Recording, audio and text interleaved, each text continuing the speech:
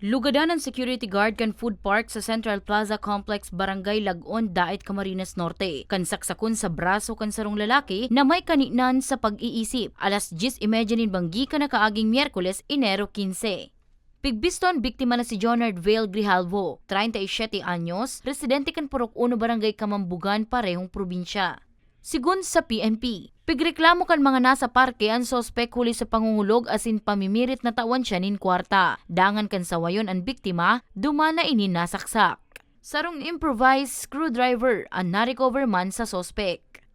According to the security guard na siya rin ang biktima, si Jonard, na doon sa may labas ng gate is nang haharas at nanghihingi ng pera sa mga customer nila. So as duty ng security guard to pacify everything na peaceful yung mga pumapasok, pinapakiusapan sana niya to na pailayo o paalisin doon sa may area.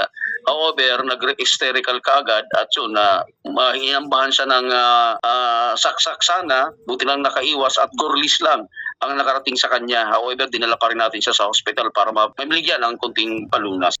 Sa impormasyon, kan parehong aldaw nakadulag sa iyang pamilya sa Barangay Kamambugan, Daet, ang sospek. Sundo sa nakaabot ini sa nasabing parke.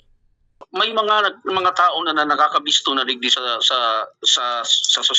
suspekta na talagang pagala-gala siya at sabi nga nung pamilya na minsan nakakalusot sa inda na pag may inaabot ng sobrang distress or yun, hindi uncontrollable yung karakter, nagkakaroon ng attitude na mananakit ng tao.